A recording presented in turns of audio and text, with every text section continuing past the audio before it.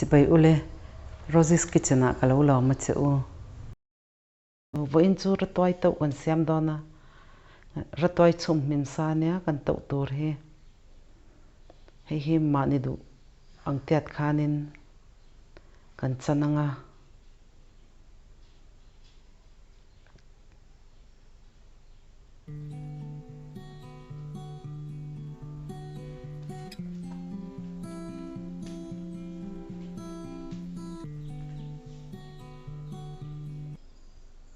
hay kan Rawtuai po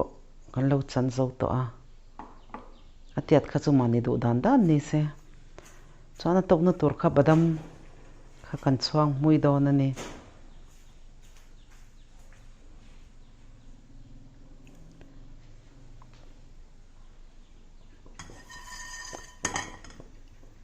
kan badam kan po hi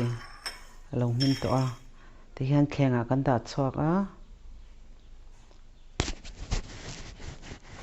kan her do na ni akor ne hianin ti hian ka her tap mai do na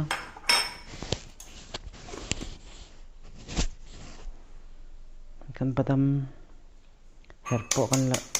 thlenga hian kan phort chuak anga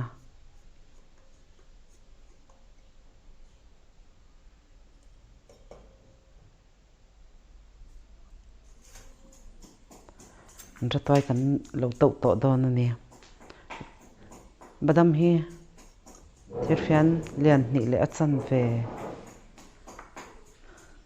katela chi hi mani du tok te kha tel tur ania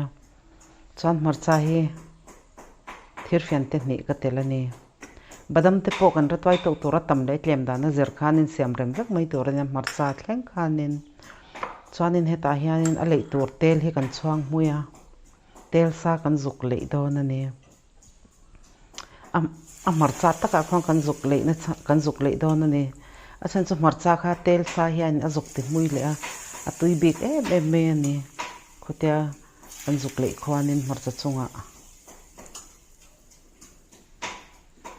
chuan ti hian a tel tur te chu kan lo ter zo to a du chuan heta hian a jino te kha a du chuanin a tel thei ani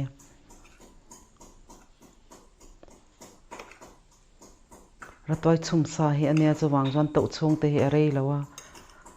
siam hi ol sama tui em boka thain ti zong te ni chuan min lo subscribe ve ola min lo share sak ve ola ka channel min lo thlir sak awangin kalawme